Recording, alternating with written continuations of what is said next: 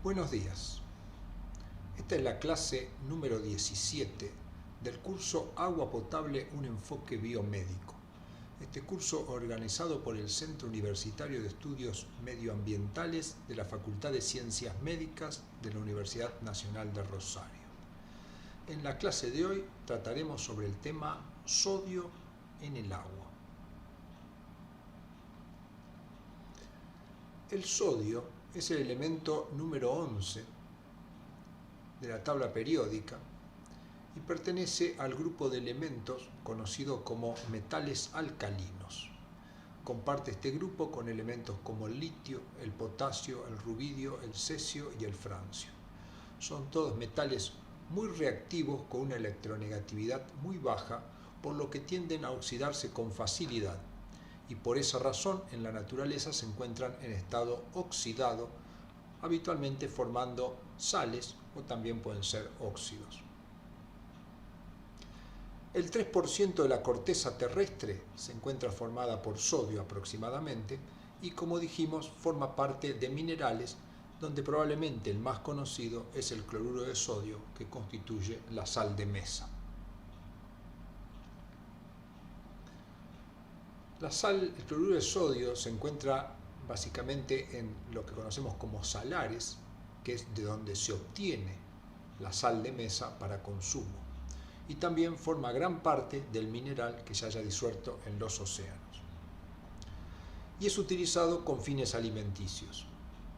En general, la sal se adiciona a los alimentos con el fin de elevar sus características organolépticas y mejorar los alimentos, dando un mejor sabor, y también se utiliza como medios de conservación, por ejemplo en los embutidos, a través del salado, en los quesos, en peces o en carnes desecadas y saladas, y también para alimentos conservados en salmuera. La presencia del sodio, del cloruro de sodio en altas concentraciones, tiene un efecto preservador de los alimentos porque el efecto que tiene es de producir una extracción de agua de los alimentos. Debemos recordar que los alimentos son habitualmente atacados por microorganismos, con los cuales se produce su degradación. Los microorganismos, para poder atacar los alimentos, necesitan de sus propias proteínas, las cuales se hallan envueltas habitualmente en una capa de hidratación. Al tratar los alimentos con sal, el cloruro de sodio lo que hace es quitarle la capa de solvatación a las proteínas, tanto de los alimentos como de los microorganismos, dejando las proteínas sin su capa de solvatación y perdiendo habitualmente su forma nativa y por lo tanto su función. Por lo tanto, el tratamiento con altas concentraciones de cloruro de sodio va a producir una deshidratación de las proteínas de los alimentos, pero que no le hace perder su valor nutricional porque el contenido de aminoácidos permanece intacto. Sin embargo, a nivel de los microorganismos tiene el mismo efecto, pero de esta manera pierde la función sus proteínas y el microorganismo no puede utilizar como fuente energética los alimentos. Por eso es que la sal en alta concentración, tanto en estado seco como en solución conocida como salmuera, tiene un efecto conservador de alimentos. En nuestro organismo, en el líquido extracelular, el sodio tiene una concentración de aproximadamente 140 miliequivalentes por litro y cumple diversas funciones, como son principalmente el proceso de transmisión del impulso nervioso, generando potenciales de acción, y el transporte activo de sustancia aprovechando su diferencia de potencial electroquímico. Con respecto al potencial de acción, recordemos brevemente que las membranas biológicas tienen una simetría de carga, teniendo carga positiva en el lado externo y carga negativa en el lado interno, generando así un potencial de membrana que se conoce como potencial de reposo y que tiene un valor negativo entre 70 y 90 milivoltios. Esta diferencia de carga se debe a que existe un bombeo activo de sodio hacia el exterior y potasio hacia el interior, y aparte los canales de sodio y potasio tienen permeabilidades selectivas que no permiten la libre difusión. Cuando este potencial se hace ligeramente más positivo, se puede llegar a un momento en que los canales de sodio, que son voltaje dependiente, se abran y el sodio va a entrar en un flujo mayor, determinando que esto produzca un aumento del potencial de membrana por inversión de la polaridad.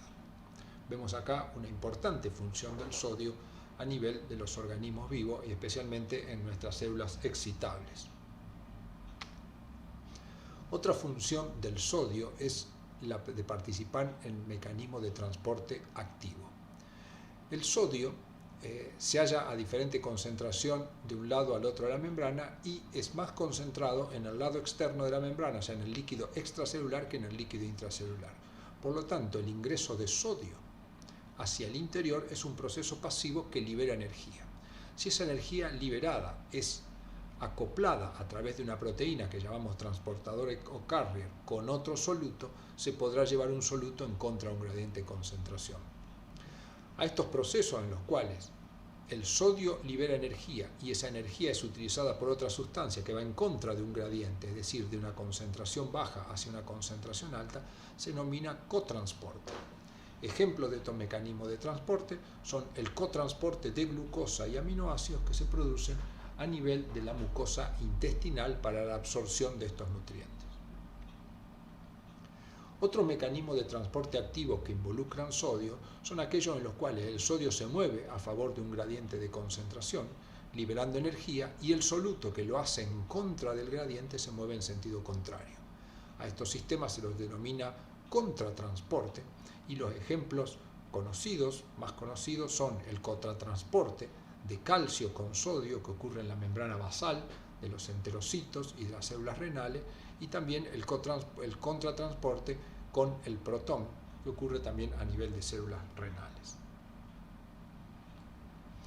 La importancia del sodio a nivel de nuestro organismo, como acabamos de ver, es relevante, y disponemos en nuestro organismo de un sistema hormonal para regular la concentración de sodio, que vamos a ver en este esquema. Si la concentración de sodio disminuye, esto puede llevar también a una disminución del volumen del líquido extracelular y una disminución de la presión arterial. Esto produce la liberación a partir de las células yuxtaglomerulares del riñón de una enzima conocida como renina. La renina es una enzima que va a transformar una proteína del plasma conocida como angiotensinógeno en angiotensina 1, que luego por la enzima convertidora de angiotensina se transformará en angiotensina 2, que es una molécula que tiene dos acciones principales. Por un lado, es capaz de actuar a través de receptores de angiotensina 2 sobre células del músculo liso vascular, produciendo la liberación de calcio y la vasoconstricción. Esta vasoconstricción va a conducir a contrarrestar la caída de presión. Por otro lado, la angiotensina 2 puede actuar a través de receptores que se encuentran en la corteza suprarrenal, en la zona glomerular de la corteza suprarrenal, estimulando a través de la liberación de calcio intracelular la liberación de una hormona conocida como aldosterona. La aldosterona es una hormona que regula la concentración de sodio porque lo que hace es actuar a través de receptores que se encuentran en los túbulos renales y estimula la expresión de canales de sodio y de la sodio-potasio ATPasa, con lo cual a nivel del riñón se aumenta la reabsorción de sodio. Y esto va a producir un aumento de la concentración de sodio que va a venir a inhibir el proceso que había estimulado la liberación de renina. A este sistema se lo conoce como sistema renina-angiotensina-aldosterona, y es un sistema que participa controlando básicamente la concentración de sodio, y también lo hace sobre la concentración de potasio. Pasemos ahora a ver el sodio. Lo encontramos, como vimos, en los alimentos, pero también lo encontramos en el agua. La ley 11.200 de la provincia de Santa Fe recomienda un límite para la concentración de sodio menor a 100 miligramos por litro, y establece como límite obligatorio una concentración de sodio menor a 200 miligramos por litro. La OMS recomienda una ingesta diaria de sodio menor a 2.000 miligramos por día. Sabemos que la ingesta elevada o excesiva de sodio está asociado a la aparición de hipertensión. Entonces, el menor contenido de sodio en el agua, o la regulación del contenido de sodio en el agua, está relacionado a esta ingesta de sodio y también al sabor que le da el sodio al agua por supuesto que lo conocemos como aguas saladas. Si consideramos el límite recomendado de 200 miligramos por litro, vemos que se deberían ingerir 20 litros de agua para llegar al límite establecido por la OMS. Es conocido que nadie ingiere 20 litros de agua, pero debemos considerar también que todos los alimentos preparados con agua van a tener sodio debido al sodio del agua, y algunos tipos de alimentos, como son por ejemplo la preparación de salsas y los guisos donde se produce evaporación del agua, eso lleva a una mayor concentración de sodio en los alimentos. ¿Cómo se realiza la medición de sodio? La medición de sodio se hace a través de una técnica espectroscópica que usa un instrumento conocido como fotómetro de llama. El fotómetro de llama trabaja de la siguiente manera. Si nosotros tenemos una muestra de agua, esta muestra de agua es arrastrada por aire comprimido e introducida en un sector que llamamos nebulizador, que transforma la muestra en una niebla. Esta niebla, o estas pequeñas gotitas de agua, son arrastradas hasta una llama que se forma por la combinación de aire comprimido con el gas natural. Cuando la muestra que contiene sodio entra en la llama, la temperatura de la llama produce la excitación de los átomos de sodio que van a emitir luz. Esa luz va a atravesar una parte del instrumento conocido como monocromador, que va a seleccionar solo la luz emitida que es característica del sodio, que es una luz amarilla de 589 nanómetros. Esta luz emitida es proporcional a la concentración de sodio que tenga la muestra. A mayor concentración de sodio tendremos mayor emisión. Entonces, de esta manera, para medir sodio en una muestra, lo que se hace es se construye una curva de calibración con concentraciones de sodio conocido a los que se le mide la emisión de luz a 589 nanómetros. Con eso se obtiene la curva de calibración. Luego, cada muestra con la emisión emitida se interpolará y se sacará la concentración. Este es el instrumento que utilizamos para la medición de sodio. Es, como dijimos, el fotómetro de llama. Este es el catéter por el cual se introduce la muestra, que es arrastrada por el aire comprimido que llega por la manguera. Y de esta manera ingresa con una cierta presión a una chimenea que llamamos, donde existe una llama que produce la excitación. La luz emitida va a ser tomada por el instrumento y en la aguja medirá la intensidad de la luz emitida, con la que construiremos la curva de calibración y calcularemos la concentración de nuestras muestras. La curva de calibración consta de 4 puntos, que son diluciones de un stock, y también tenemos una solución control de calidad de concentración conocida, con la cual podemos controlar parte de nuestros errores. En esta gráfica veremos algunos de los controles de calidad. En la primera gráfica vemos lo que se llaman unidades de desvío estándar, que corresponde a una gráfica obtenida con la solución control de calidad. Como sabemos, para que la determinación sea aceptable, las mediciones de UDS deben caer entre -2 y 2 y ser cercanas a 0. Como podemos ver, para este caso, salvo algunas pequeñas mediciones que han caído fuera del rango, la mayoría están en el rango -2 a 2, con una distribución aleatoria alrededor de 0, lo que nos está indicando de que la muestra es que la medición tiene una muy buena exactitud y a su vez una buena precisión sin errores sistemáticos. La segunda gráfica nos muestra la pendiente de la curva de calibración.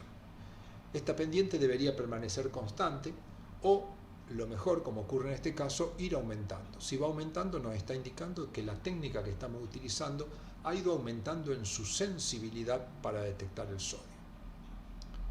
La tercera gráfica, que es el R cuadrado o coeficiente de determinación, nos muestra el valor. Sabemos que cuanto más cercano a 1, mejor es la curva de calibración, más recta es esta curva. Como podemos ver, en la mayoría de los casos, salvo en 2 excepciones, está arriba de 0,9 y en la mayoría de los casos está cercano entre 0,98 y 1, indicándolo una buena linealidad de la determinación. En la cuarta gráfica vemos el coeficiente de variación de la solución QC. coeficiente de variación debe ser inferior al 10%, como podemos ver en todas las determinaciones. Acá se ve como una línea, pero son todos puntos. En la mayoría de las determinaciones, el coeficiente de variación fue inferior al 5% y solo en un caso, al principio de las determinaciones, superó al 10%. La ordenada al origen y la recuperación no lo vamos a analizar en este caso. En esta gráfica vemos el error de medición en función de la concentración.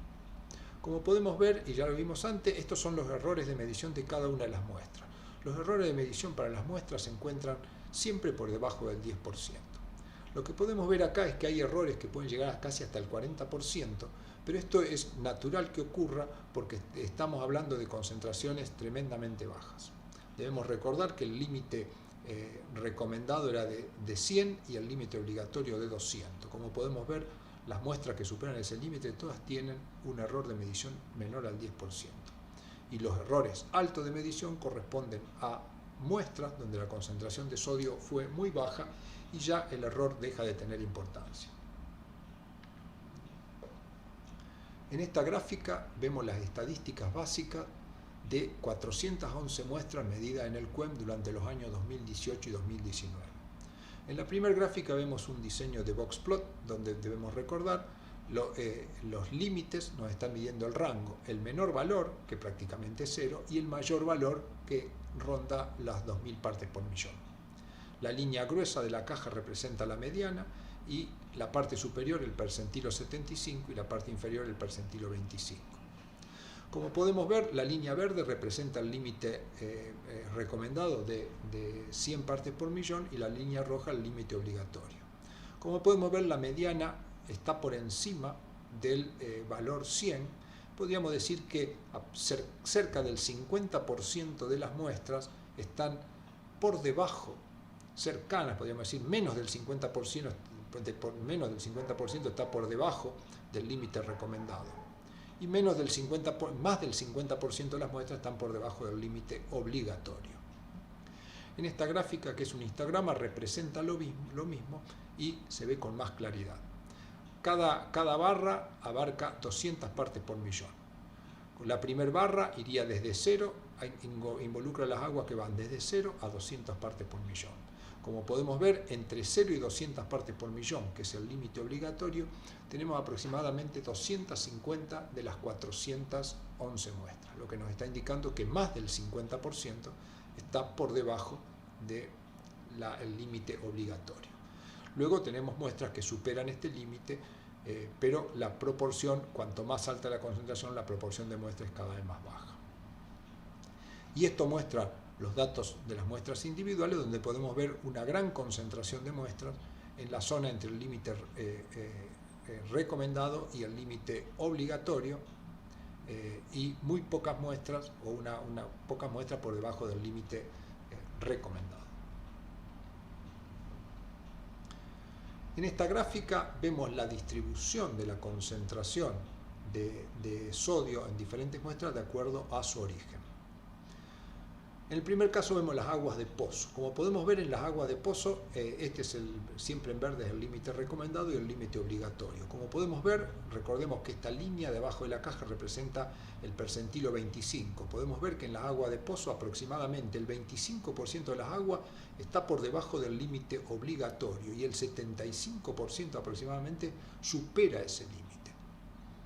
Con las aguas de red la situación se invierte. Esta línea de la caja representa el 75%, lo que podemos ver que en las aguas de red analizada el 75% de las muestras está por debajo del límite obligatorio y el 50% por debajo del límite recomendado, como podemos ver acá. En cambio, en las aguas obtenidas de ósmosis inversa, envasadas y de filtro, prácticamente el 100% de las muestras están debajo del límite obligatorio. Las aguas superficiales no las vamos a analizar porque corresponden a aguas de algunos ríos o arroyos o lagos excepcionalmente medidos en el CUEM, y lo mismo pasa con estas muestras. Bueno, acá finaliza la clase, les recomendamos leer el material y contestar la ejercitación.